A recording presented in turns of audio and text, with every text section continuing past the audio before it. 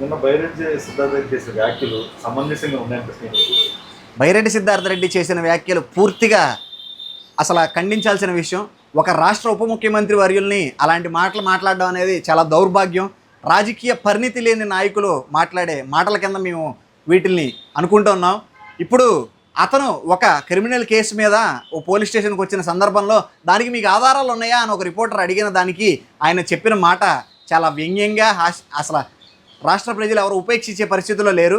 ఇవాళ ఆయన అక్కడ అడిగిన ప్రశ్నని తిప్పి కొట్టడానికి ఏదో ఆధారాలు ఆయన దగ్గర ఆధారాలు లేవు, వాటికి ఏదో మాట్లాడాలని చెప్పని దాన్ని ఉప ముఖ్యమంత్రి కళ్యాణ్ గారి మీదకి తీసుకురావడం అనేది చాలా దౌర్భాగ్యమైన సందర్భం. ఆయన గతంలో మాట్లాడిన మాట మహిళల మిస్సింగ్ అన్నది కేంద్ర హోంశాఖ మంత్రి తెలియజేసిన విషయమే, దేశ పార్లమెంట్లోనే అది చర్చించిన విషయమే. అవును నిజమే అని చెప్పని కేంద్ర పార్లమెంట్లోనే అది ఓకే అయిన విషయం. ఈ సందర్భంగా మేము బైరెడ్డి సిద్ధార్థ రెడ్డి గారికి ఒకటి తెలియజేయాలనుకుంటున్నాం. మా దగ్గర పూర్తి ఆధారాలు ఉన్నాయి, ఆ ఆధారాలతోనే మేము మాట్లాడాము. మీలాగా ఆధారాలు లేకుండా మేము మాట్లాడట్లేదు. ప్రతి ఒక్కటి ఆధారం ఉంటుంది, ఆధార ప్రకారంగానే కళ్యాణ్ గారు మాట్లాడతారు అని చెప్పని ఈ సందర్భంగా తెలియజేస్తున్నాం.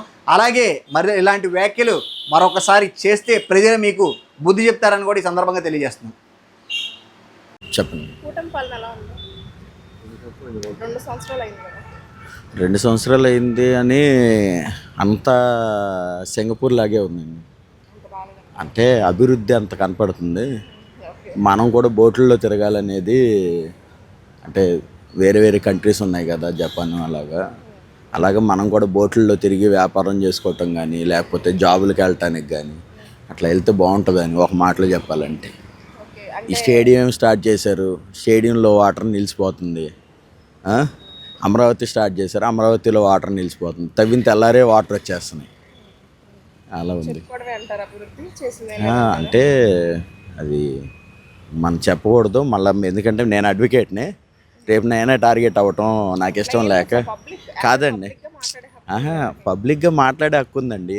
ఏదైతే రైట్ కాన్స్టిట్యూషన్ ఇచ్చిన రైట్ ఏది ఉందో అది వాడితే కేసులు అవుతున్నాయి. అది అంతకుమించి ఏమీ లేదు. కాన్స్టిట్యూషను స్వాతంత్ర హక్కు ఉందండి, కానీ హక్కును వాడితే ప్రాబ్లమ్స్ ఉన్నాయి అంటున్నారు. ఎప్పుడు ప్రభుత్వం అంటే కాదండి, గత ప్రభుత్వంలో ఉన్నాయి, కానీ మాట్లాడితే ఇట్లా కేసులు పెట్టేలాగా ఎమ్మెల్యేల మీద ఎంపీల మీద జరిగి ఉండొచ్చేమో కానీ పార్టీల పరంగా వాటి పరంగా సామాన్యుడి మీద ఎప్పుడు జరగలేదు. మీరు ఇది ఇప్పుడు పబ్లిష్ చేశారు అనుకోండి రేపు, ఎందుకంటే నేను కూడా ధైర్యంగా చెప్తున్నా, ఏదైతే దానికి ఫిక్స్ అవ్వాలి కదా మాట్లాడుతున్నప్పుడు. రేపు పబ్లిష్ చేసి నాకేమవుద్దంటే రేపు నన్ను టార్గెట్ చేస్తారు, అంతకుమించి ఏమీ లేదు. రెడ్ బుక్ అంటే అంతకు మించే జరుగుతుంది కాదు. ఊరుకోక ఏం చేస్తారు? కామన్ మ్యాన్ ఎప్పుడు మాట్లాడలేడండి. కామన్ మ్యాన్ ఎప్పుడు కూడా మాట్లాడలేడు. ఎందుకంటే మాట్లాడితే ఏమైద్దో అని ఒక భయం వాడికి. మాట్లాడిన సరే ఒకవేళ వాడు ఫీల్ అయ్యో లేకపోతే ఎమోషన్లోనో మాట్లాడాడు అనుకోండి, ఆ తర్వాత నుంచి ఏం జరిగిద్దని జరగటం మానేదాకా, లేదంటే ఆ సిచ్యువేషన్ ఏదైతే ఉందో మారేదాకా వాడు భయపడుతూనే ఉంటాడు. లాభపడ్డవాళ్ళు లాభపడ్డారండి, లాస్ అయిన వాళ్ళు లాస్ అవుతూనే ఉన్నారు. అది పవన్ కళ్యాణ్ గారి మీద, ఆయన ఒక్కరి మీదే బేస్ అయి ఉందండి. పవర్ స్టార్ పవన్ కళ్యాణ్ గారు ఆయన ఒక్కరి మీదే బేస్ అయి ఉంది. ఎందుకంటే ఏదన్నా ఉంది అంటే ఆయన రాజకీయాల్లో ఆయన ఒక మీటింగ్లో పార్టీ ఆవిర్భావ దినోత్సవం రోజు ఆయనే డైరెక్ట్గా చెప్పాడు, 40 సంవత్సరాల పార్టీని మనం నిలబెట్టగలిగాము అని. అంటే దాని అర్థం ఏంటంటే, మాకు తెలిసి నేను మామూలుగా ప్రొఫెషన్ వైజు నా సపోర్ట్ ఉండబట్టే వాళ్ళు గెలిచారు, లేకపోతే వాళ్ళకి గెలిచే అవకాశం కూడా లేదు అనేది నాకు అర్థమైన విషయం. ఇటువైపు చూసుకుంటే చంద్రబాబు గారి తర్వాత చైర్ ఎవరు తీసుకుంటారు అనిపిస్తుంది? జగన్ గారి సైడ్ తీసేయండి, వాళ్ళ సైడ్ ఇంకెట్లా ఉంటుందండి, వారసత్వమే ఉంటుంది. ఎందుకంటే అసలు టీడీపీ నిలబెట్టి టీడీపీ చేసిన వాళ్ళు ఎవరున్నారు పోస్టుల్లో, కీ రోల్ పోస్టుల్లో ఎవరున్నారు చెప్పండి? ఎన్టీఆర్ గారు అసలు, అంటే అది అందరికీ తెలిసిందే కదా, నేను కొత్తగా చెప్పేదేం కాదు. ఎన్టీఆర్ గారు పార్టీ పెట్టారు, వాళ్ళ పిల్లల్లో ఎవరున్నారు కీ రోల్లో? ఎవరు లేరు. బాలకృష్ణ గారు ఉన్నారంటే ఆ హిందూపూర్కి సంబంధించి సినీ ఫీల్డ్ ఆయన ఒకవేళ ఉన్నా కూడా ఆయన కీ రోల్గా మాట్లాడి చేసేదేం లేదు. చంద్రబాబు నాయుడు గారు ఏది రోల్ ప్లే చేస్తే, ఏ రోల్ ప్లే చేస్తే ఆ రోల్లో వాళ్ళ పార్టీస్ అంతే. Thank you. నోటిఫికేషన్లు కూడా టైంకే వస్తున్నాయి. బాగుంది. ఇక్కడ లైబ్రరీ ఫెసిలిటీ కూడా విజయవాడలో బాగుంది. ఠాగూర్ లైబ్రరీ గ్రౌండ్ కూడా ఇక్కడ చాలా బాగుంది. అన్నీ నీట్గా ఉన్నాయి. మెయిన్ లైబ్రరీ విజయవాడలో అయితే లైబ్రరీ ఫెసిలిటీస్ బాగున్నాయి గవర్నమెంట్ నుంచి. ఠాగూర్ లైబ్రరీ మిగతా టైంకి నోటిఫికేషన్లు వస్తే ఇంకా జాబ్ కొట్టుకుని అలా వెళ్ళిపోవచ్చు. ఓకే, కూటమి సపోర్ట్ చేస్తుందా కూటమి ప్రభుత్వం? జాబ్స్కి ఎలా ఉంది ట్రైనింగ్, ఎలా ఉంది? పారదర్శకంగా ఎంపికలు జరుగుతున్నాయి అంటారా? ఇంత గత ప్రభుత్వంతో పోలిస్తే ఇప్పుడు స్టూడెంట్స్కి మీలాగా ఎగ్జామ్స్కి ప్రిపేర్ అయ్యే వాళ్ళకి ఏం వెసులుబాటు ఉంది? కొంచెం టైం లాస్ట్ అయితే కొంచెం టైం గ్యాప్ వచ్చింది. ఇప్పుడైతే టైంకి అయిపోతుంది. అంతా ఇన్ టైంలో అయిపోతుంది. లాస్ట్ కొంచెం టైం ఎక్కువ పట్టింది లాస్ట్లో. ఇప్పుడైతే టైంలో మొత్తం సెట్. ప్రతి సిట్టింగ్ కి మధ్యలో టైం గ్యాప్ ఎక్కువ తీసుకోవట్లేదు. సో బాగుందా యువతకి ఈ ప్రభుత్వం? ఎలా ఉందంటారు? జాబ్స్ పరంగా కొంచెం పర్వాలేదు. ఇంకా బెటర్ చేస్తే బాగుంటుంది అంటారా? ఇప్పుడు బాగానే ఉందంటారా? బాగానే ఉంది. నోటిఫికేషన్స్ టైంకి వచ్చి టైంకి వెళ్ళిపోతే లేట్ అయ్యే కొద్దీ ఇంకా జాబ్ ఏజ్ పెరిగే కొద్దీ మాకు కూడా అవకాశాలు తగ్గుతాయి కదా. డిఎస్సి నోటిఫికేషన్ ఇంకా రిలీజ్ చేయలేదు అంటున్నారు. జరిగినాయి కూడా కొన్ని అవతవలు అంటున్నారు, నిజమేనా? అవి నేను రాయలేదండి. అసలు మీ చుట్టూ ఉన్న ఒక నాలెడ్జ్ ప్రకారం చెప్పండి. అది కూడా బాగానే జరిగింది. చాలామంది మాకు మేము స్కూల్ టీచర్లు, మేము చదివిన స్కూల్ టీచర్లు కూడా లాస్ట్ టైం జాబ్ కొట్టుకుని వెళ్ళిపోయారు. బాగానే ఉంది. నెక్స్ట్ ఏ ప్రభుత్వం వస్తే మీలాంటి యువతకి బాగుంటుంది అంటారు? అంటే అభివృద్ధి చెందాలంటే దేశం మీరే కదా, రాష్ట్రం అభివృద్ధి చెందాలంటే యువతే ముందుకెళ్ళాలి. యువతకి సపోర్ట్ చేసే గవర్నమెంట్ ఏదంటారు? కూటమి, జగన్ ప్రభుత్వం? కూటమి ఉంటే ఇంకా బాగుంటుందని మీకు ఒక హోప్ ఉంది. ఇంకా చెప్పండి మీ స్టైల్లో ఒక రెండు. బాగుందండి, అన్నీ బాగున్నాయి. కొంచెం నోటిఫికేషన్ కూడా టైంకి వెళ్ళిపోతే అన్నీ తీస్తే ఇంకా 2 అటెంప్ట్లు ఉంటాయి, కొట్టుకుని మేము అందరూ వెళ్ళిపోతాం. పాలన ఎలా ఉంది? వాళ్ళకి 2 ఏళ్ళు అయింది కూటమి వచ్చి. ఓకే, కొంతవరకు రోడ్లు ఎట్లాంటివి ఉన్నా సరే, బట్ రిమోట్ ఏరియాస్లో నేను బేసిక్గా చూసుకుంటే అపార్ట్ ఫ్రమ్ పెనమలూరు కాన్స్టిట్యున్సీ తర్వాత అంకిపండి నుంచి ఏదైతే అటు వెళ్ళారో, సో ఇంకా స్టిల్ విలేజెస్లో అయితే పరిస్థితులు అలానే ఉన్నాయి. మెయిన్గా ఒక సిచ్యువేషన్ చెప్పాలి అని అంటే, ఒక విలేజ్ ఉంది మీకు ఇక్కడ పెనమలూరు కాన్స్టిట్యున్సీకి పామర్ కాన్స్టిట్యున్సీకి మధ్యలో బొడ్డపాడు నాకు ఊరు ఉంది. ఆ బొడ్డపాడు ఊరిలో ఏంటంటే, బొడ్డపాడేమో పామర్ కాన్స్టిట్యున్సీ, ఇదేమో కంకిపాడేమో పెనమలూరు కాన్స్టిట్యున్సీ. రెండింటికి మధ్యలో బ్రిడ్జ్ ఒకటి శిథిలావస్థలో ఉంది. వింత ఏంటంటే 2 ప్రభుత్వాలు వచ్చినాయి. ఇంతకుముందు ప్రభుత్వంలోనే బస్సు ఆగిపోయింది అనమాట. ఇప్పటి వరకు బస్ ఫెసిలిటీ లేదు ఆ ఊరికి. సో మొత్తం కరకట్ట నుంచి రావాల్సిన పరిస్థితి. బట్ అంటే నేను ఎగ్జాంపుల్గా ఒకటి చెప్తాను అనమాట. మేబీ అంటే సిటీకి కోతవేట దూరంలోనే ఉన్న విలేజెస్లో ఎలా పరిస్థితి ఉంటే, రిమోట్ ఏరియాస్లో ఇంకా వెనకట్లా ఉందన్నది తెలీదు. బట్ ఎడ్యుకేషన్ పరంగా అయితే ఓకే, ఫైన్. విజయవాడకి అయితే చాలా ఫాస్ట్గా డెవలప్ అవుతుంది. సో అయితే ఈ రోజు నుంచి స్కూల్స్ రీఓపెన్ చేస్తాము. అవును. అయితే మేము గవర్నమెంట్ సెక్టర్ని సూపర్ లెవెల్లో డెవలప్ చేసాము, గవర్నమెంట్ స్కూల్స్ని కూడా సూపర్గా చేసామంటున్నారు. అయినా ప్రైవేట్ స్కూల్స్కి ఎందుకు వెళ్తున్నారు ప్రజలు? ఒక విషయం ఏంటంటే,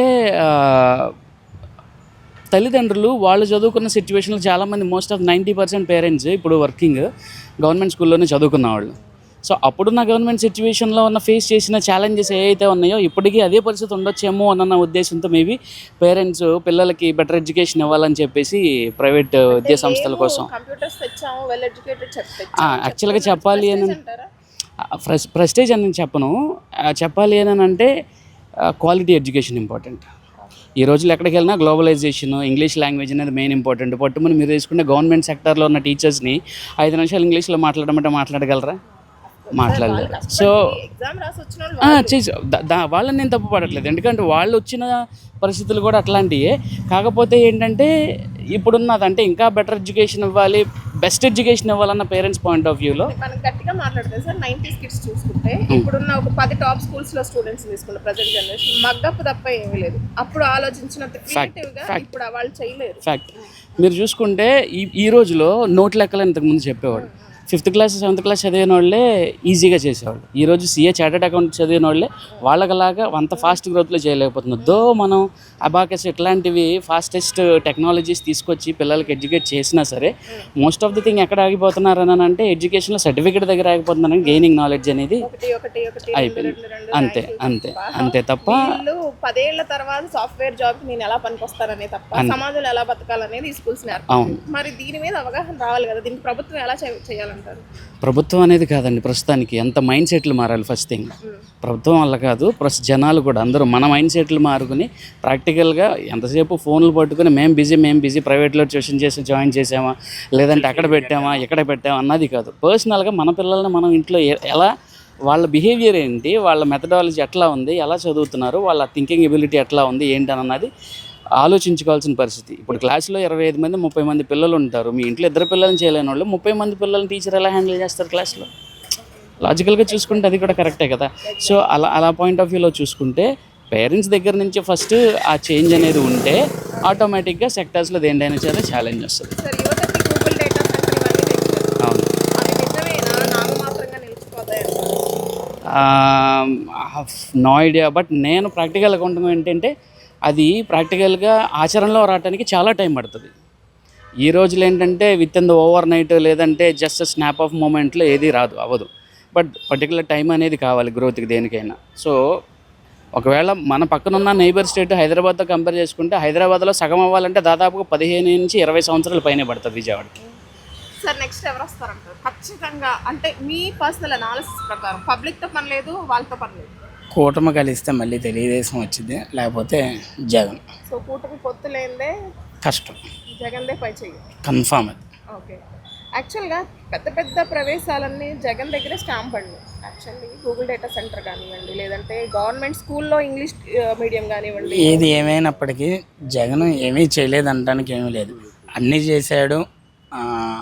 మారుమూల గ్రామాలకి రావాల్సినవన్నీ వచ్చినాయి, రాలేదు అనడానికి ఏమీ లేదు. కాకపోతే ఉన్న చిన్న ప్రాబ్లమ్స్, సోమరితనం కొద్దిగా పెరుగుతుందని బాధ తప్పించి ఇంకేమీ లేదు. సార్ అసలు యాక్చువల్లీ జగన్ గారు ఇప్పుడు ఏదైనా ఆయన మీటింగ్ పెడితే లక్షల్లో జనాలు వచ్చేస్తున్నారు. అది ఎవరో చెప్తే కదా, జనాల్లో నిజంగానే వస్తున్నారు. కానీ అంత అభిమానం ఉంది ఆయన ఓడిపోవడం ఏంటి? చాలా చెబుతున్నా కదా, ఇప్పుడు కొన్నిటికి ఇవ్వాల్సిన వాటికి ఇస్తూ లేని వాటికి, అంటే ఎగ్జాంపుల్ చూసుకుంటే జాబ్స్ అదొక ప్రాబ్లం. రెండోది ఈ కూటమి ప్రభుత్వం వల్ల చేంజ్ అవ్వడం. తెలివిగా అడుగులు వేస్తుందంటారు. అప్పుడు ఆయన చేసిన మిస్టేక్స్ వీళ్ళు చేయాలి. యాక్చువల్గా వాలంటరీ వ్యవస్థ మధ్యలో ఉంది. వాలంటరీ వ్యవస్థ అనే కాదు, ఇప్పుడు నాయకుల్ని ఏమీ లేకుండా డైరెక్ట్గా జనాల్లోకి ఏం కావాలంటే అది ఇచ్చాడు. అది ఇవ్వటం ఎంత ప్లస్ అదే మైనస్ అయింది. లోకల్లో ఉన్న నాయకులు ఏం చేస్తున్నారు, నేనున్నాను కదా అనుకుంటున్నారు. నేనున్నానది లేకుండా డైరెక్ట్గా ఇచ్చాడు, అది చాలా మంచిదే. ఇంటికి వచ్చినాయి సరఫరాలు, అమౌంట్ వచ్చింది, A to Z. ఇంకా కొంచెం ఇంకొద్ది శ్రద్ధ పెట్టి ఆ ఎమ్మెల్యేలు ఎంపీలు కూడా దృష్టిలో వాళ్ళు ఉంచుకొని ఉంటే ఇంకా నేను బాగుండేది అనుకుంటున్నాను. సార్, ఇప్పుడు ప్రభుత్వం అప్పుడు జగన్ గారు పెట్టిన పథకాలను పేరు మార్చింది. కామన్ అది. అది పేరు మార్చడం వల్ల వీళ్ళకి ప్లస్ మైనస్? పేరు మార్చడం అంటే ఇప్పుడు 108 అన్నదే లేకుండా చేసేసారు, అది చాలా పెద్దది, బిగ్గెస్ట్. ఇప్పుడు ఇక్కడ నుంచి ప్రభుత్వం వచ్చినప్పుడు ఎన్ని వాహనాలు వచ్చినాయి, ఎంత ఖర్చు అయిందో చూడాలి. ఇప్పుడు మీరు వచ్చిన తర్వాత ఖర్చును తగ్గించాలి, కానీ దాన్ని రీపేమెంట్ చేసి ఏదో పేరు మార్చి ఉన్నదానికి నష్టం చేయడం తప్పించేయం లేదు. ఇప్పుడు నేను ఇది ప్రాబ్లం అనట్లా, కానీ ఉన్నదాన్ని ఉన్నట్టు చేయొచ్చు కదా. అది ప్రభుత్వందే కదా 108 అన్నది. ఇప్పుడు 108 చిటికేస్తే వచ్చేది, ఇప్పుడు 108 ఏం కనబడుతుంది? మళ్ళీ ప్రైవేట్. ఇప్పుడు సామాన్యుడు కావాల్సింది రెండు, ఒకటి విద్య, ఇంకొకటి వైద్యం. ఈ రెండు ఉన్నంతకాలం అసలు మీరు మాకేం వద్దు, మమ్మల్ని సోమరపోతులు చేయొద్దు. మేము బతకలేమా? చిన్నప్పటి నుంచి కష్టపడే కదా వచ్చింది. ఇప్పుడు మీరు సొంతగా వచ్చిన ఎత్తి మీద ఏదో ఒకటి ఎందుకు, మేము కష్టపడినందుకు ఉద్యోగం ఇవ్వండి చాలు. మాకు హెల్త్ బాగోపోతే కేర్ తీసుకోండి, చదువుకోవడానికి పిల్లలకి న్యాయం చేయండి. ఇప్పుడు మీరే అంటున్నారు మంచి సంస్థలు ఇస్తాను, దాన్ని డెవలప్మెంట్ చేయండి. ఈ రోజుగా రేపు పేరెంట్స్ మారుతారు. లక్షల ఫీజులు అందరూ ఎక్కడ కడతారు? నా శాలరీ 30,000, నేను వెళ్ళి లక్షల ఫీజులు కట్టగలనా? నేను చేసే ఒక ఇన్స్టిట్యూట్లో నా పిల్లల్ని నేను జాయిన్ చేయలేను, వేరే స్కూల్లో జాయిన్ చేస్తాను. 35,000 ఒక బాబుకి, 2 పిల్లలకి.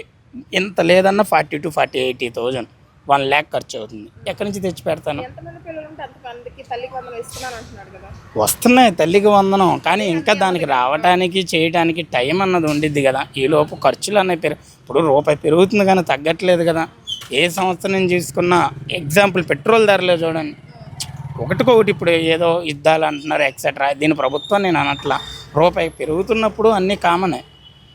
అలానే వేతన ఛార్జీలు పెంచుతున్నానా అంటున్నారు, కూలీలో వర్క్ పెంచుతున్నానా అంటున్నారు. చేయడానికి పని ఉండాలి కదా, మీరు పెంచుతున్నారు కానీ వర్క్లు ఎక్కడి నుంచి అవుతున్నాయి? రూపాయి ఎక్కడ రొటేషన్ అవుతుంది? రూపాయి రొటేషన్ అయితే నేను ఏదైనా చేసేది. Okay, thank you. కూటమి పాలన 2 years చాలా బాగుంది. పర్టికులర్లీ ప్రాజెక్ట్స్ తేటంలో కానీ అడ్మినిస్ట్రేషన్లో కానీ పవన్ కళ్యాణ్ గారు, లోకేష్ గారు, తర్వాత బాబు గారు ముగ్గురు కలిసి ఏకతాటి మీద నడుస్తూ రాష్ట్రాన్ని అభివృద్ధి దిశలో తీసుకెళ్తున్నారు. కానీ కొంతమంది ఎమ్మెల్యేల వల్ల కూటమి ప్రభుత్వానికి కొంచెం లోకల్గా వాళ్ళు చేసే చిన్న చిన్న తప్పుల వల్ల చాలా బ్యాడ్ నేమ్ వస్తుంది. అది కొంచెం వీళ్ళు కవర్ చేసుకోవాలి. అలా కవర్ చేసుకోలేకపోతే రేపు వచ్చే లోకల్ ఎలక్షన్లో కొన్ని ఇబ్బందులు వచ్చే అవకాశం ఉంది. పబ్లిక్లో నేను తిరుగుతుంటాను కాబట్టి ఈ పాలన గురించి ఎవరు నెగిటివ్గా తీసుకోవట్లేదు. చాలా వరకు మొన్న వైఎస్ఆర్ పార్టీకి వేసిన ఓటర్లో కూడా కూటమి మీద చాలా మంచి అభిప్రాయం వచ్చింది. వాళ్ళు కూటమి వస్తే ఈ వృద్ధాప్య పెన్షన్లు కానీ పెన్షన్లను ఆపేస్తారనే ఒక అపోహ కల్పించి ఆ ఓట్లు వేయించుకున్నారు. అవన్నీ రెక్టిఫై అయినాయి. ఇప్పుడు అందరూ ఈ కూటమి పాలన మీద చాలా మంచి అభిప్రాయాలు ఉన్నారు. అంటే అందరికీ పెన్షన్ అందుతుందంటున్నారా? మ్యాక్సిమం ఇప్పుడున్న ఫైనాన్షియల్ దాంట్లో కొత్త దానికి వెళ్ళకపోయినా పాత వాళ్ళందరికీ ఇస్తున్నారు. కొత్తగా కూడా ఓపెన్ చేశారు. అవి కూడా 2-3 monthsలో రికవర్ అయిపోతుంది. సార్, అంటే అభివృద్ధి మీద కూటమి చూపించిన ముందుగా పథకాల మీద చూపించట్లేదు, ప్రజల్ని మోసం చేసింది అని చెప్తున్నారు. అదంతా అపోహ అండి. ఏ పథకం ఆపారండి? అన్ని పథకాలు పర్ఫెక్ట్గా రన్ చేస్తున్నారు. ఎగ్జిస్టింగ్ ఉన్న అందరికీ ఇస్తున్నారు. తర్వాత కొత్తగా కూడా 16 లక్షలు కొత్తగా అప్లికేషన్స్ తీసుకుంటున్నారు, స్టార్ట్ చేశారు. 2-3 monthsలో ఈ ఎలక్షన్ లోపు కొత్త వాళ్ళకి కూడా ఇస్తారండి. అంటే కూటమిలో నెక్స్ట్ గవర్నమెంట్ ఫామ్ చేయాలంటే కూటమిగా ఉంటేనే ఫామ్ చేస్తారా, లేదంటే విడిపోతే ఫామ్ చేయాలి? లేదు, పవన్ కళ్యాణ్ గారు చాలా స్ట్రాంగ్ ఉన్నారండి. కూటమిలో ఉన్న ప్రతి ఎడ్యుకేటెడ్కి అర్థమైంది కూటమిలో ఏమాత్రం మార్పు వచ్చినా ఈ రాష్ట్రం నిలబడదనే ఆలోచనలో ఉన్నారండి.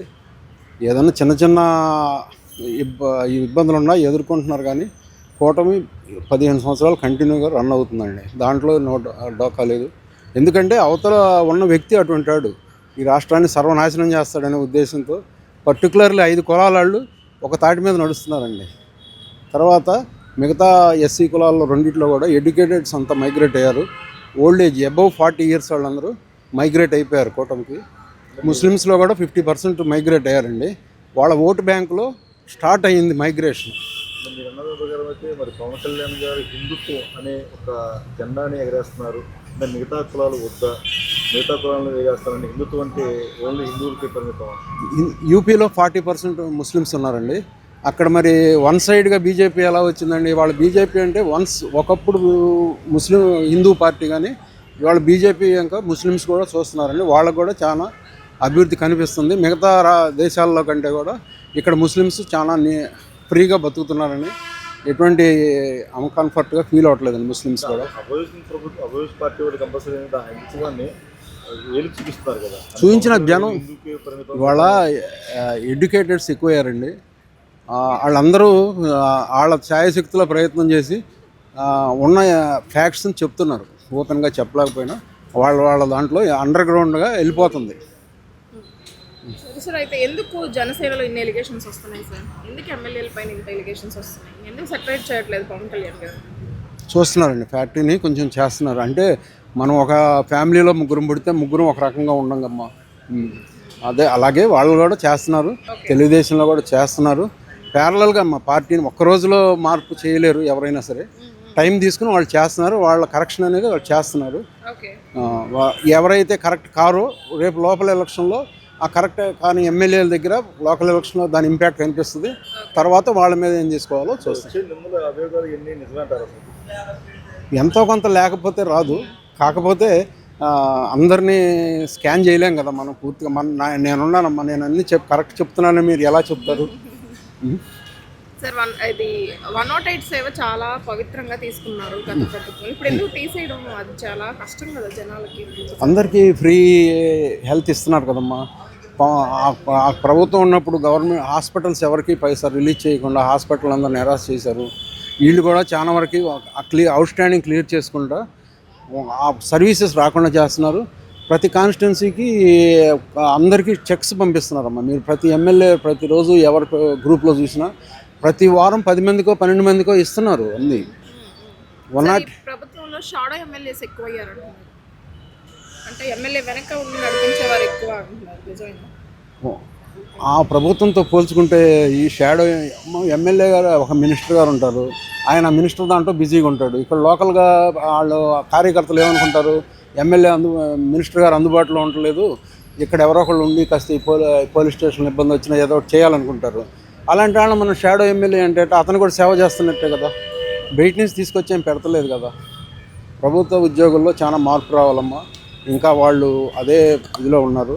ఇప్పుడు చేస్తున్న అభివృద్ధి కంటిన్యూ అయ్యి 5 years కంటిన్యూ అయితే ప్రభుత్వానికి ఏం డోకలేదు. ప్రభుత్వ ఉద్యోగులు ఎంప్లాయీస్ జీతాలు పర్ఫెక్ట్గా వస్తున్నాయండి. అంటే చాలా మంది జీతాలు రాలేదు, ధర్నాలు జరుగుతున్నాయి, ఇంకా రాలేదని. అవి కొన్ని కన్సాలిడేట్ వాళ్ళకి కొన్ని ప్యాకేజీలు ఉంటాయి, వాటిలో కొన్ని వెళ్ళకపోవచ్చు. పంచాయతీరాజ్లో లేట్ ఎందుకు అవుతుంది?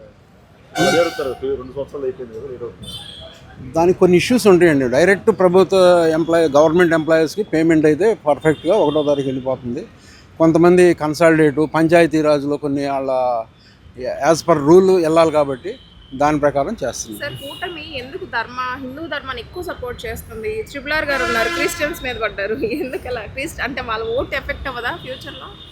ప్రతి దాంట్లోనూ ఉంటారమ్మా. జగన్ గారికి బ్యాడ్ నేమ్ తెచ్చినారు, కొంతమంది తెచ్చారు. అలాగే కూటమిలో కూడా కొంతమంది ఉంటారు, వాళ్ళ నేచర్ మార్చుకోలేరు. అది వాళ్ళ కొంత టైం పడుతుంది వాళ్ళని కూడా కరెక్ట్ చేయడానికి. అంతే తీసుకెళ్ళి చంద్రబాబు గారు, పవన్ కళ్యాణ్ గారు, ట్రిపుల్ గారు చెప్పేది తప్పు అని అంటలా, కానీ పబ్లిక్ అది నచ్చకపోవచ్చు.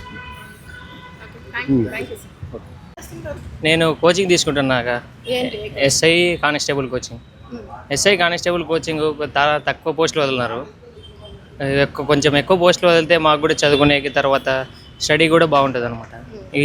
ఇంత తక్కువ పోస్టులకి మన ఏపీలో చాలా మంది నిరుద్యోగులు ఉన్నారు. ఎక్కువ పోస్టులు ఉంటే మనకు కూడా చదువుకునే తర్వాత ఫ్యూచర్లో బాగుంటుంది. దానివల్ల చంద్రబాబు నాయుడు గారిని కోరుకునేది ఎక్కువ పోస్టులు వదలాలని కోరుకుంటున్నాము. ప్రాక్టికల్ టెస్ట్కి రిటర్న్ టెస్ట్కి మధ్య గ్యాప్ ఉంటుందా? ఇన్ టైంలో పెడుతున్నారు అన్ని చెప్పిన డేట్కి అన్ని జరుగుతుంది? అంటే వీక్లీ టెస్ట్ పెడుతున్నారు, మాకు వీక్లీ ఒక టెస్ట్ పెడుతున్నారు అనమాట. ఓకే, అంటే ఎక్కువ టైం తీసుకోవట్లేదు. నోటిఫికేషన్కి ఎక్కువ గ్యాప్ తీసుకోవట్లేదు. నోటిఫికేషన్ అనేది ఇయర్లీ వన్స్ వదులుతామన్నారు. అది ఎన్ని పోస్టులు అని ఇంకా క్లారిటీ లేదనమాట. గత ప్రభుత్వంతో పోలిస్తే ఇది బెటర్ అంటారా? గత ప్రభుత్వం పోలిస్తే కొంచెం పోస్టుల పరంగా అయితే కొంచెం బెటర్ అనుకుంటున్నాను. ఇంకా వదిలితే బెటర్. ఓకే, ఉపాధి ఇప్పుడు గూగుల్ డేటా సెంటర్ తెచ్చామంటున్నారు వైజాగ్లో. దీనివల్ల ఉపాధి ఉంటుందంటారు, ఊరికే పేరుకే అంటారు?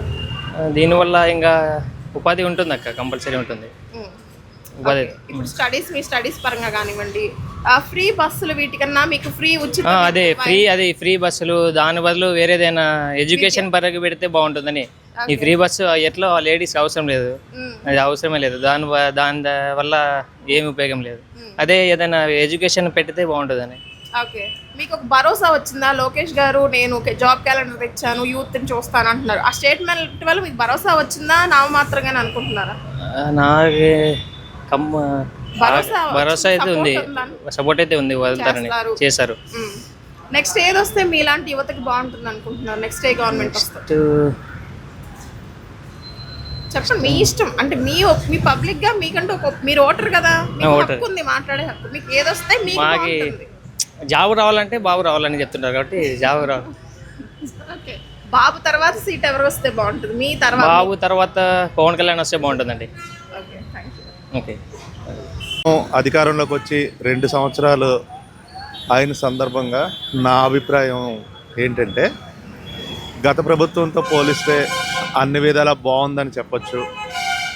నెక్స్ట్ పంచాయతీరాజ్ శాఖకు సంబంధించి 5 అవార్డులు వచ్చాయి. మారుమూల ప్రాంతాలకి రోడ్లు అవి వేస్తున్నారు, సంక్షేమ పథకాలన్నీ అమలు పరుస్తున్నారు, ప్రజలకు కావలసిన అన్ని సదుపాయాలు సమకూరుస్తున్నారు. ప్రభుత్వం పనితీరంతా అన్ని విధాలా బాగుందని నా అభిప్రాయం. నెక్స్ట్ కూడా తెలుగుదేశం ప్రభుత్వం వస్తేనే బాగుంటుంది అని అనుకుంటున్నాను. మీకు అంత హైలైట్గా కనిపించిన విషయం ఏంటి ఈ ప్రభుత్వంలో? అంటే ఇలా చేస్తున్నారు కాబట్టి భరోసా వచ్చింది ఏది, ఏ పాయింట్ మీద? అంటే గత ప్రభుత్వంతో పోలిస్తే వాళ్ళు చెయ్యనివన్నీ చేస్తున్నారు. నెక్స్ట్ పేద ప్రజలకు సంబంధించి సంక్షేమ పథకాలన్నీ అమలు పరుస్తున్నారు. నెక్స్ట్ ఉద్యోగాలు కూడా గత ప్రభుత్వంతో పోలిస్తే అన్ని డిపార్ట్మెంట్లోనే ఉద్యోగాలు వస్తున్నాయి. యువతకి ఉపాధి అవకాశాలు కల్పిస్తున్నారు. హామీలు ఇచ్చిన అన్ని పథకాలు అమలు పరుస్తున్నారు. బాగుంది సార్, ఇట్లా ఎలా చూస్తే బాగుంది. కానీ ప్రతిపక్ష విమర్శలు కానీ ప్రజల్లో ఎవరైనా నచ్చిన వారు చేసే విమర్శలు వీళ్ళు ఎందుకు తీసుకోలేకపోతున్నారు? కేసులు అంటారు, అదంటారు, హడావుడు చేస్తారు. వెళ్ళిపోతారు. అసలు ప్రతిపక్షమే లేదు కదా మేడం. వాళ్ళకి వచ్చిన 11 సీట్లకే ప్రతిపక్షమే లేదు. వాళ్ళు అసలు జనాల్లోకి వచ్చిన సందర్భమే లేదు. ఉదాహరణకి ఇప్పుడు నిన్న స్టీల్ ప్లాంట్ ఇష్యూ తీసుకుంటే మనిషికి 100 రూపాయలు ఇచ్చి తీసుకొస్తున్నారు అక్కడికి, జనాలు లేక. వాళ్ళ మీద ఎవరికి నమ్మకం లేదు. వీళ్ళు చేస్తున్న దాని మీద బురద జల్లడం తప్పించి వాళ్ళు చేసేది ఏమీ లేదు. సార్, ఇప్పుడు ప్రజల గురించి పోరాడాలంటే ప్రతిపక్ష హోదా కూడా కావాలంటారా? ఉండాలి కదా. ఒక మంచి నాయకుడిగా లేదా సమాజానికి మంచి చేయాలనే ఉద్దేశంతో రాకూడదా? సమాజానికి మంచి చేయాల్సిన ఉద్దేశం ఉంటే వాళ్ళకి ప్రతిపక్ష హోదా వచ్చి ఉండేది కదా. 11 సీట్లతో సరిపెట్టరు కదా జనాలు. ఇస్తే వచ్చేదే అంటారా హోదా? ఖచ్చితంగా. జనాల్లో నమ్మకం పోయిన తర్వాత ప్రతిపక్ష హోదా కాదు కదా, వాళ్ళని మళ్ళీ మళ్ళీ మనం ఊహించుకోవాల్సిన అవసరం కూడా లేదు. అయితే నెక్స్ట్ ఇప్పుడు మన పరిశ్రమలు కానివ్వండి, వీటి గురించి ఎలా ఉంటుంది అనుకుంటున్నారు విజన్ ఈ పాలనలో? విజనరీ ఉన్న నాయకుడు కాబట్టి పరిశ్రమలకి పెద్దపీట వేస్తాడు. ఫర్ ఎగ్జాంపుల్ గూగుల్ సెంటర్ అనేది ఎస్పెషల్లీ చంద్రబాబు నాయుడు గారి వల్ల వచ్చిందని నేను నమ్ముతున్నాను. సార్, 70 సంవత్సరాలు చంద్రబాబు గారు ఇచ్చిన నమ్మకాన్ని 40-50 మధ్యలో ఉన్న జగన్ గారు, యంగ్గా ఉన్న జగన్ గారు ఇవ్వలేకపోవడానికి ఎక్కడ ఫెయిల్ అయ్యారంటారు? ఒక్క పాయింట్లో ఆయనకి యాక్చువల్గా అడ్మినిస్ట్రేషన్ తెలియదు. ఆయన నడిపించే నాయకులు కూడా కరెక్ట్ వాళ్ళు కాదు. ఆయనకి అసలు యాక్చువల్గా ఫస్ట్ టైం కదా ముఖ్యమంత్రి అవ్వడం, అంతగా నాలెడ్జ్ లేదు. కొన్ని నాలెడ్జ్ లేదనేది పక్కన పెడితే జనాలకి ఏదైనా మంచి చేద్దామనే ఉద్దేశం కూడా లేదు. వాళ్ళు ఎంతసేపు ఏదైనా పథకంలో ఎంత మిగులుతుందని ఆలోచించారో తప్పించి జనాలకి ఏదైనా చేద్దామని ఎప్పుడు ఆలోచించలేదు. అలా చేసుంటే చాలా పరిశ్రమలు వచ్చి ఉండేవి, చాలా మంచి చేసి ఉండేవాళ్ళు జనాలకి. చేసే ఉద్దేశం లేదు మెయిన్ వాళ్ళకి. అది. సో ఫైనల్గా మీ స్టేట్మెంట్ ఏంటి? ఇది మంచి ప్రభుత్వం. లోకేష్ గారు అంతకుముందు మీద లోకేష్ గారు ఇప్పుడు బాగున్నారు. పాలన బాగుంది, నాకు నచ్చి. అయితే సూపర్ 6 అమలు అయ్యాయి. కొన్ని అమలు అయినాయి, కొన్ని అమలు అవ్వలేదు నాకు తెలిసి. మరి అపోజిషన్స్ ఏమీ అమలు అవ్వలేదు? లేదు, కొన్ని అయినాయి. అయితే అన్నీ అవ్వలేదు, కొన్ని అయితే అయినాయి. జనసేన పార్టీ గురించి మీ అభిప్రాయం? జనసేన పార్టీ కూడా ఓకే. అంటే లేదు, ఆయన గోడ మీద పిల్లి లాంటి వాళ్ళు, నిజం చెప్పాలంటే అంతే. ఓకే. నెక్స్ట్ మరి వీళ్ళు గెలవాలంటే కూటమి ఉండాల్సిందేనా? పొత్తుంటేనే గెలుస్తారు మ్యాక్సిమం. నెక్స్ట్ జగన్ కూడా గట్టిగా ట్రై చేస్తున్నారు. మరి హూ నోస్. డిఎస్సి నోటిఫికేషన్ సంగతి ఏం రాలేదు కదా మేడం, ఇంకా నోటిఫికేషన్స్ ఏం రాలేదు కదా. ఇవ్వలేదని వీళ్ళు ప్రతిపక్షం హైలైట్ చేస్తున్నారు. అవును, దాని మీదే ఉంటారు. డిఎస్సి నోటిఫికేషన్ ఇస్తే బెటర్ నాకు తెలిసినంత వరకు. మరి వాళ్ళు ఏమి ఇవ్వట్లే కదా. కానీ 5 ఏళ్ళ నుంచి ఇవ్వాలి కదా, మరి 5 ఏళ్ళ నుంచి ఇవ్వాలి కదా. డిఎస్సి నోటిఫికేషన్ ఏం లేవు కదా ఇంతవరకు. మరి ఇస్తానే కదా హామీ వచ్చాడు మరి ఆయన. అయితే గతంలో ఆయన సంక్షేమ పథకాలు ఇచ్చారు, ఈయన ఏమో ఉపాధి అంటున్నారు. ఏది బెటర్ అంటారు? అలా అని కాదు, ఇలా అని కాదు. అంటే యాక్చువల్గా అన్నీ ఇవ్వకూడదు. అంటే వైద్యం, విద్య ఈ 2 ఇస్తే చాలా అసలు మెయిన్. మిగతావి వచ్చినా పోయినా అంత పెద్ద బాధ అనిపించదు. కొంతమంది తెలివైన వాళ్ళు ఫ్రీ బస్ కన్నా ఫ్రీ వైద్యం పెడితే బాగుండేది అంటున్నారు. నిజమే? యా, అది కరెక్ట్ నాకు తెలిసినంత వరకు. ఫ్రీ బస్ అంటే ఉపయోగం ఏముంది మేడం, లేడీస్ వరకే కదా అది కూడా. అది నాకు అంత ఉపయోగం లేదనిపిస్తుంది నాకైతే. దానికన్నా కూడా ఫ్రీ ఎడ్యుకేషన్ పెడితే ఇంకా హ్యాపీ. వాళ్ళ నుంచి స్కూల్ స్టార్ట్ అవుతుంది. గవర్నమెంట్ స్కూల్స్ చాలా డెవలప్ చేశారు, ఇంగ్లీష్ మీడియం పెట్టారు, కంప్యూటర్స్ పెట్టారు. కానీ ఎందుకు ప్రైవేట్ స్కూల్స్ జనాలు వదలట్లేదు అంటారు? ప్రెస్టేజ్? అలా అని కాదు మేడం. అంటే యాక్చువల్గా ఫ్రీ పెడితే ఇంకా హ్యాపీగా ఉండేది. ఆల్ ఫ్రీ అని పెడితే ఇంకా బాగుండేది. ఈ డబ్బులు ఇవ్వటం కన్నా కూడా ఫ్రీ పెడితే it's will be effortful for all the students. అంటే వాళ్ళకి హ్యాపీగా ఉండేది, ఓట్లు వాళ్ళకి పడేవి ఎక్కువ. మేబీ నాకు తెలిసినంత వరకు 50-50 ఛాన్సెస్ ఈసారి. అది. అందరికీ నమస్కారం అండి. నా పేరు సంజీవరావు. మరి 2 సంవత్సరాల్లో కూడా గత 5 సంవత్సరాలను కంపేర్ చేస్తే చాలా బాగా ఉంది పాలన. కాకపోతే అప్పుల రూపంలో కాకుండా గ్రాంట్స్ రూపంలో తీసుకొచ్చి మనకి తల మీద భారం లేకుండా చూడగలిగితే చంద్రబాబు గారు గ్రేట్. అది నా ఉద్దేశం. అయితే ఇప్పుడు జగన్ గారు గెలిచారా ఈ విషయంలో? ఆయన గెలిచారంటారా? ఆయనేమో అప్పులు చేసి పంచిపెట్టాడు, ఈయన అప్పులు చేసి అమరావతి అని చెప్పి పెడుతున్నారు, కానీ ఆ అప్పులు శృతి ముంచుతున్నాయని నా అభిప్రాయం.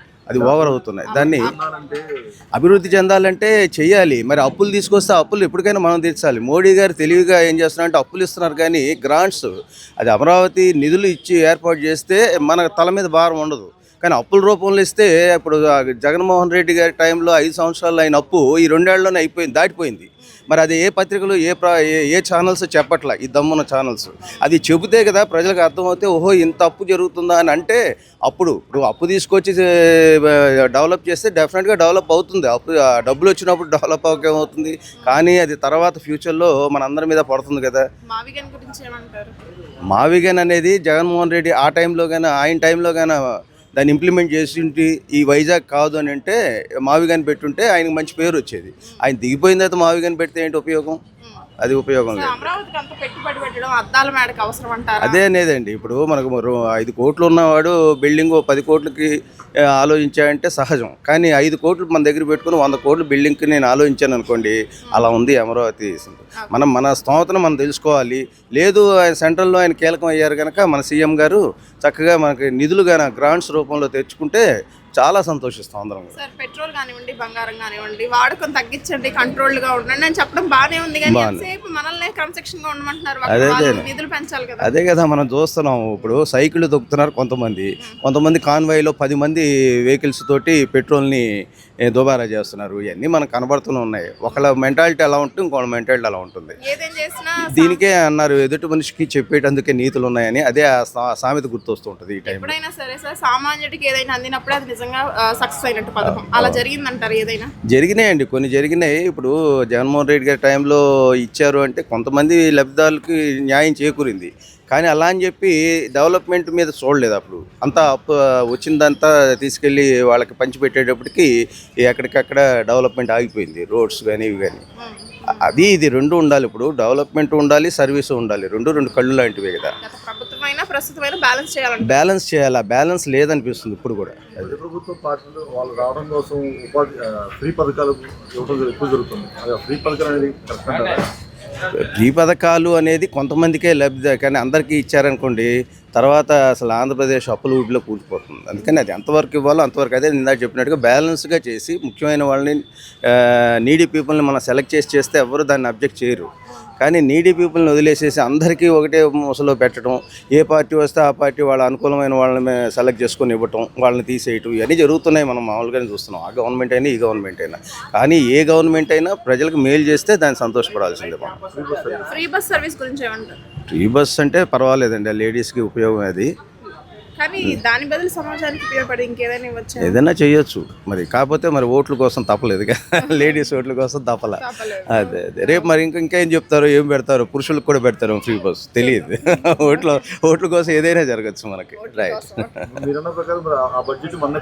అదేనండి, ఇప్పుడు అదే వస్తుంది.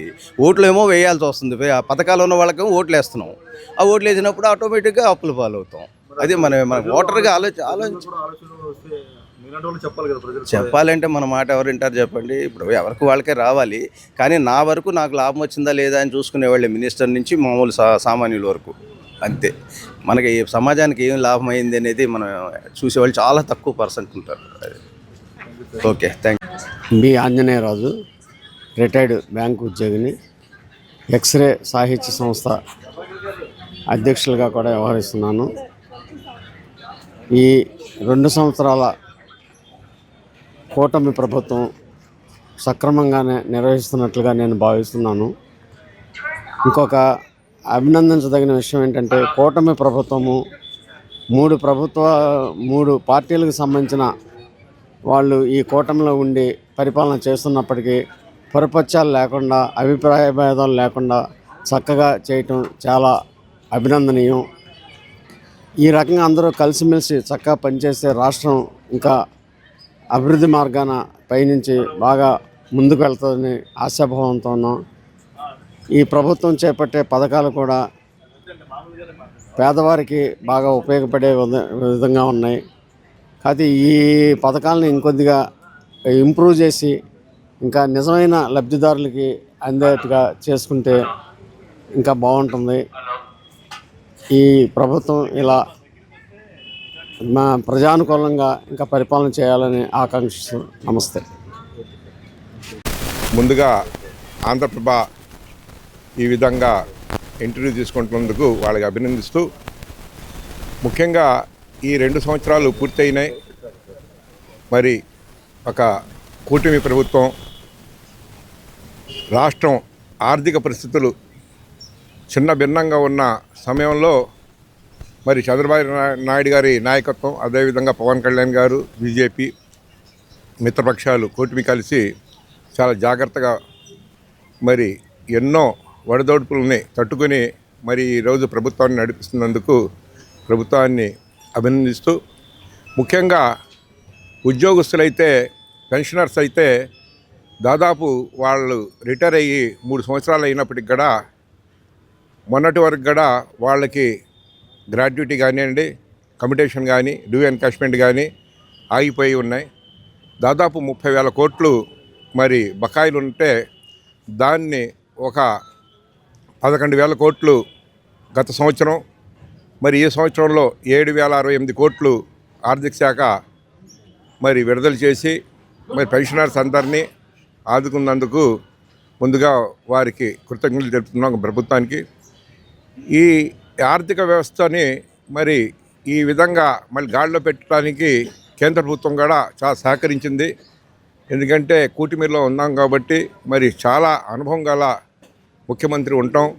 మరి ఆడ ఎప్పుడెప్పుడు ప్రతి వారం మరి ఫైనాన్స్ వారు కానివ్వండి, ముఖ్యమంత్రి గారు కానివ్వండి, వారం 10 రోజులు ప్రతి వారంకి వెళ్ళి ఏదో ఒక ప్రాజెక్ట్ తేవడం, ఏదో ఒక ఆర్థిక దీన్ని ముందుకు తీసుకెళ్ళడానికి మరి ఎంతో కొంత బడ్జెట్ని ఎక్కువగా మరి 29 రాష్ట్రాల్లో దాదాపు ఇవాళ మన ఆంధ్ర రాష్ట్రానికి, బీహార్కి ఎక్కువగా ప్రాధాన్యత ఇస్తూ కేంద్ర ప్రభుత్వం మరి ఇవాళ, ఎందుకంటే రాష్ట్రం విడిపోయింది, జీరోతో మనం 2014లో వచ్చాం.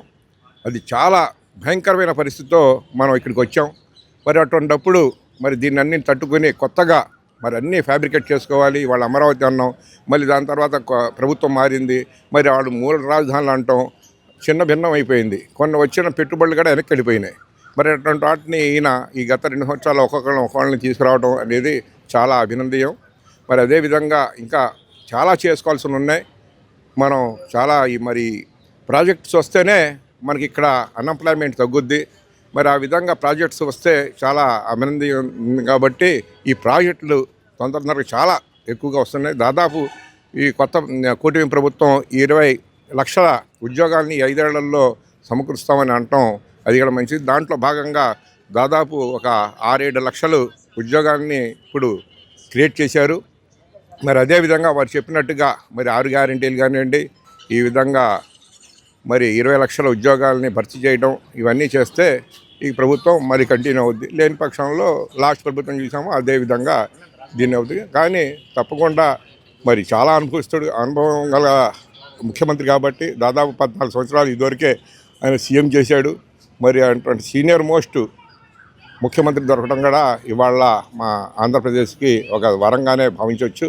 కాబట్టి ఈ రాష్ట్రం ఈ కూటమి ప్రభుత్వంలో ఇంకా ముందుకెళ్తుందని ఆశిస్తున్నాం. Thank you. నా పేరు మోటు ప్రభాకర్ అండి, విజయవాడ వాకర్స్ అసోసియేషన్ ప్రెసిడెంట్. మేము ఈ గత 22 సంవత్సరాల నుంచి కూడా ఇక్కడ వాకింగ్ చేస్తున్నాం.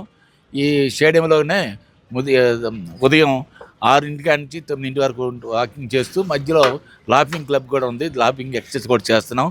దీంట్లో సేవా కార్యక్రమాలతో పాటు మెడికల్ అవేర్నెస్ అలాంటివి కాకోకుండా సమ్మర్లో మట్టికి ఏప్రిల్ 15 నుంచి జూన్ 15 వరకు కూడా 62 రోజులు ఇక్కడ ఉచిత మజ్జిగ పంపిణీ కార్యక్రమం చేస్తున్నాం. దానికి గాను అందరూ కూడా ఆర్థిక సహాయం అందిస్తున్నారు.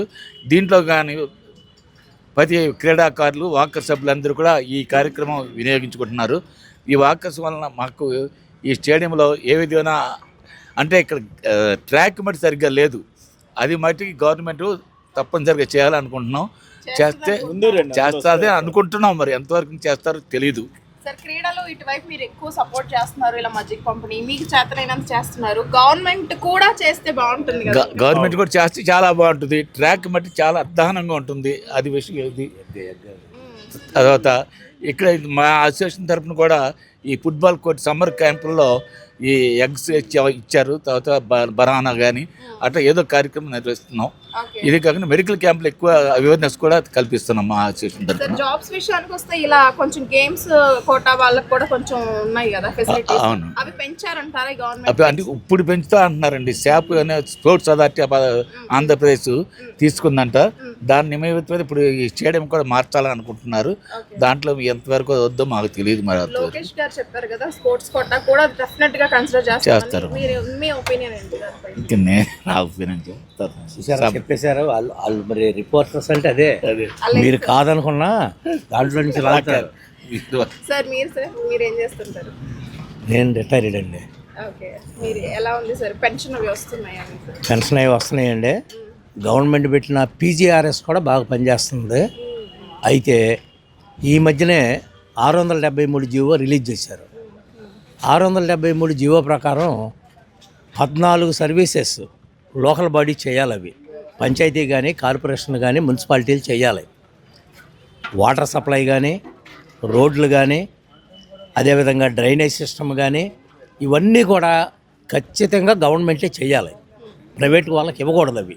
కానీ ఇప్పుడు అవి ప్రైవేట్ వాళ్ళకి ఇస్తున్నామని జీవో కూడా రిలీజ్ అయిపోయింది. ఈ మరి ఇవన్నీ కూడా ప్రైవేట్ వాళ్ళకి కనుక ఇచ్చినట్లయితే గవర్నమెంట్ దేనికి? ఇంకా గవర్నమెంట్ అనవసరం కదా. ప్రైవేట్ వాళ్ళనే సీఎం పోస్టు ఏదో పోస్ట్ తీసుకోమంటే వాళ్ళనే పోద్ది ప్రైవేట్ వ్యక్తుల్ని. కాబట్టి ఆ 14 సర్వీసుల్ని కూడా ప్రధానమైనవి ప్రజలకు ఉపయోగపడేవి కాబట్టి వాటిని ఎట్టి పరిస్థితుల్లో కూడా ప్రైవేటైజ్ చేయటానికి వీలు కాదు, చేయకూడదు. గత ప్రభుత్వం కూడా కొంత ఇలాగే చేసింది కదా, ప్రైవేటీకరణ అనేది ఎక్కువ చేసింది. ఈ సర్వీసెస్లు ఇవ్వండి, సర్వీసెస్ లేవు. ఈ సర్వీసెస్ అనేవి ఇవాళ వాటర్ ప్రైవేట్ వాళ్ళు అన్నారు, వాడి దగ్గరికి వెళ్ళి మనం ఇది చేయాలి కదా. అదేవిధంగా రోడ్లు అంటున్నారు, వాడు రోడ్లకి ఇది పెట్టేసుకుంటాడు టోల్ గేటు. మీ రోడ్డు దాటి బయట రోడ్లోకి వస్తే టోల్ గేట్ అంటాడు ఇవాళ. ఆ విధంగా ఈ సర్వీసెస్ని ఇవ్వటం వలన చాలా నష్టం అనేది జరుగుతుంది. అయితే గవర్నమెంట్ ఏం చెప్తుంది? సెంట్రల్ గవర్నమెంట్ కానీ స్టేట్ గవర్నమెంట్ కానీ మాది విజన్ 2047 అంటుంది. ఓకే, పెట్టుకున్నావు, నీ ఇష్టం అది. అంటే ఇంకెన్ని సంవత్సరాలు ఉంది? 21 సంవత్సరాలు ఉంది.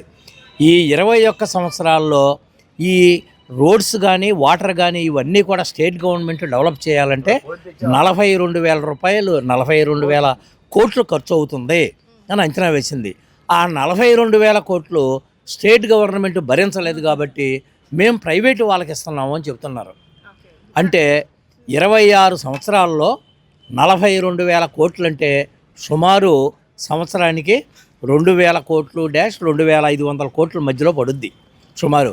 అంటే సంవత్సరానికి మనకు ఉండే బడ్జెట్ 3 లక్షల కోట్లలో ప్రజలకు కావాల్సిన అవసరాలకి నువ్వు 2 కోట్లు ఇవ్వలేవా? గవర్నమెంట్ ఇవ్వలేదా 2,000 కోట్లు? మరి ఆ విధంగా 2,000 కోట్లు ఇవ్వడానికి నువ్వు బాధపడితే ఈ ప్రైవేట్ వాళ్ళకి ఇచ్చే ఈ 2,000 కోట్ల బదులు ఎన్ని వేల కోట్లు వాళ్ళు దోసుకుంటారు అనేది ఇక్కడ గవర్నమెంట్ ఆలోచించాలి. కంపల్సరీ సర్వీసెస్ని ఎప్పుడూ కూడా గవర్నమెంటే కండక్ట్ చేయాలండి. ప్రైవేటు వాళ్ళకి కనుక ఇచ్చినట్లయితే అవి జరగవు. ఇలాగే కొనసాగితే నెక్స్ట్ జగన్ గారు వచ్చే అవకాశాలు ఎక్కువ ఉన్నాయంటారా దాఖలు? ఎవరైనా రానివ్వండి, అపోజిషన్ మాత్రం గట్టిగా ఉంటుంది. ఇలాగే కొనసాగితే కూటమి మాత్రం చాలా ఇబ్బందులు ఎదుర్కోవాల్సిన పరిస్థితి వస్తుంది. సూపర్ 6 లో మీకు పెన్షన్ వచ్చిందంటున్నారు కదా, సూపర్ 6 లో భాగంగా లేడీస్ కి బస్ పెట్టారు. సూపర్ 6 కాదండి, మేము ఎంప్లాయీస్ కదా, అది అంతే. సారీ, మీ పరంగా అది వచ్చింది. ఓకే, అలా కాకుండా సూపర్ 6 అయినా సరే దాంట్లో భాగంగా లేడీస్ కి బస్సు, ఉచిత బస్ కాకుండా ఉచిత ఎడ్యుకేషన్ లేదా ఉచిత విద్య పెడితే ఎలా ఉండేది అంటారు? అసలు ప్రతి వాడికి అవసరమైనవి ఫ్రీ ఎడ్యుకేషన్, ఫ్రీ హెల్త్ అండి. ఈ రెండు ఉంటే మిగిలినవి ఏమీ ఇవ్వాల్సిన అవసరం లేదు. నువ్వు గనక ఉచిత ఆరోగ్యం కనుక అరేంజ్ చేసినట్లయితే ప్రతి వాళ్ళు వాళ్ళ ఆరోగ్యం గురించి చూసుకుంటారు. ఆరోగ్యంగా ఉంటే పని చేసుకుంటాడు.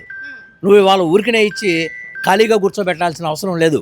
అయితే నిజంగా పని చేయవలసిన వాళ్ళు ఎవరైతే ఉన్నారో, పని చేయలేని వాళ్ళు, వాళ్ళకి ఇవి తప్పలేదు. అంతేగాని ఏజ్ని బట్టి మేము ఇచ్చేస్తున్నాం అందరికీ అనేది చాలా తప్పది. నువ్వు పని చేయలేని వాళ్ళకి కల్పించు. అంతేగాని ప్రతి వాళ్ళకి ఇస్తే యువతల రైతులు కూడా చాలా ఇబ్బంది పడుతున్నారు. ఎందుకని మాకు అది వస్తుంది కదా, మేము పనులకు రావట్లా, లేకపోతే ఎంత ఇస్తావు మాకు, రైతులు ఇబ్బంది పడుతున్నారు ముందు దాని వలన. అందుకని ఉచిత విద్య, ఉచిత ఆరోగ్యం, ఉచిత విద్య కనుక ఇచ్చినట్లయితే ప్రతి వాళ్ళు కూడా కనీసం డిగ్రీ చదువుకుంటారో, ఏదో ఒక జాబ్ చూసుకుంటారో, వాళ్ళను వాళ్ళు పోషించుకోగలరు, వాళ్ళ కుటుంబాలను పోషించుకోగలరు. ఈ రెండు ఏ గవర్నమెంట్ అయితే ఇస్తుందో అదే ప్రజలకు మంచి చేసే గవర్నమెంట్ ఎప్పుడు కూడా.